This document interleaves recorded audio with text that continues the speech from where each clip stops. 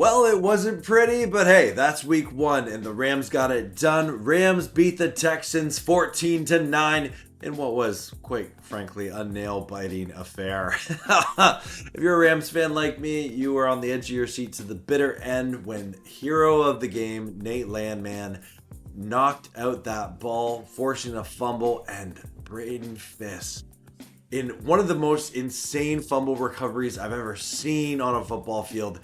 Total, extension of his arm and body, and he brings it in, and he was holding on to that ball, which ultimately led to the Rams' ability to ice the game with a clutch throw on 3rd and 8 from Matthew Stafford to Puka Nacua. And I love that call from Sean McVay to close out the game that way. A lot of teams say, okay, we got to make them use their timeout, got to run it here, maybe call a screen pass or something like that, but they got it done. They got it done. And I love that win. I love that win for the Rams. I know they got a lot of, things to clean up on. There's going to be criticisms of, the offense that they kind of were stagnant at times, but I think you can give full credit to that Texans defense, especially that secondary is very real. When Puka Nacua was out of the game because he got kind of a cut to his eye and he was in concussion protocol, it was noticeable, that's for sure.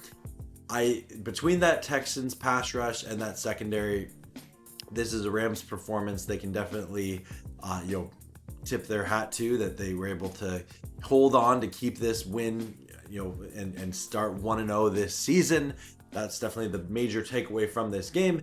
Not to say that there aren't things that the Rams will need to work on throughout the week, but hey, it may not be the prettiest win, but we'll take it. It still counts the same either way.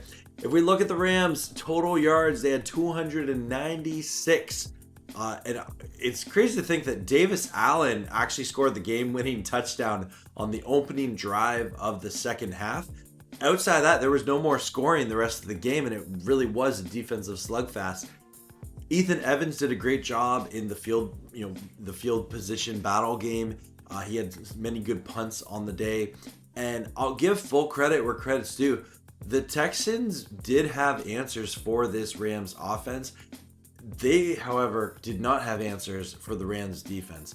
The Rams did not give up a touchdown the entire game. This is something that they can definitely build on from. Nate Landman, what more do you want to say? A free agent signing that the impact was felt immediately. And I was kind of thought when he got signed, like, okay, he was going to compete to be part of this linebacker group. No. He got signed to be a starter. And I'm glad that the Rams were able to, sign him away from the Falcons. And he was a huge reason that the Rams were able to win this game. This defense is built to generate turnovers. They are at their best when turnovers, are coming. And I don't see this being a unit that's necessarily going to be ranked in the top in coverage or something like that. But between the pass rush and, the way that they have a veteran secondary, I think adding Nate Landman to Omar Speights and company will help accelerate this defense into one of the most turnover-happy defenses in the NFL, and by that I mean generating turnover. So really, really great job by the defense today, holding the Texans to no touchdowns, only 3 field goals, and ultimately that was a big difference, right? The Rams were able to get two touchdowns and get the 14 points they needed to win this game. Puka Nacua, obviously 10 catches, 130 yards, had a phenomenal performance here. You can't say enough good things about Puka, right? He's one of the best players in the NFL. Davante Adams had some great catches as well. I heard Stafford say after the game that they're only going to get better from here. So I'm sure that Davante Adams will want to also improve upon this performance. Xavier Smith, one of the most underrated plays of the game. He had a 36-yard catch that was a beautiful throw from Stafford, but a beautiful catch all the same from him. We saw a little bit of Blake Corum, not too much, but Kyron Williams, 18 carries for 66 yards. Again, still would love to see that breakaway run from Kyron that he said he was going to be working on throughout the years, and I'm sure he was running up and down some hills to try and increase that breakaway speed. Stafford, what do you want to say about Stafford? The dude has thrown for over 60,000 yards in his career now, 245 and 1 touchdown on the day. But I think it's important to note Stafford had so many clutch throws today, which is, yeah, I really don't care if, as long as the Rams win, I don't care if Stafford throws for 300 yards or doesn't. But he makes the important throws, those key moments that turned the game in the Rams' favor. And he looked healthy out there. I think his back is looking okay. So shout out to the Rams medical staff for both Stafford and AJ Jackson being out there and looking healthy for this entire game. Definitely concerned about Steve Avila leaving with an ankle injury. Kobe Parkinson also left a little bit early, but I think a lot of people, he did return, and I think a lot of people are more concerned about the fumble that kind of almost cost the Rams game, but it didn't, so it doesn't matter. And we can totally forget about that. Puka Nacua left, had to go into concussion protocol. Thankfully, he returned and was another huge difference maker for this game. If I'm going off the top of my head, my stars of this game are absolutely Nate Landman, Puka Nacua, Byron Young, and I'll even toss in Ethan Evans, who had a great day in the punting game as well. If we look at the reaction over on Twitter, we see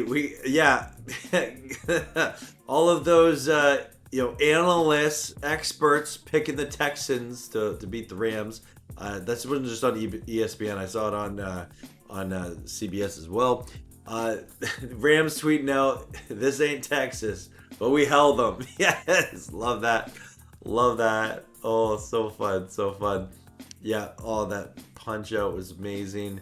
Love the respect. McVay, giving some good words to CJ Stroud, no doubt. Oh, that's cool to see. Anyway, I want to know your thoughts in the comments below. I obviously am super excited that the Rams can start off 1-0 this year, getting a big win here. They have a game next week against the Tennessee Titans, and if we look at the Rams playoff odds at playoffstatus.com, and again, this is purely math, it has the Rams at a 10% chance at getting the number 1 seed in the NFC, an 8% chance at the 2, 6 at the 3, 4 at the 4, and then wildcard 10%, 8% at the 6, 7 at 7, and then there's still a 45% chance that they don't they don't make the playoffs.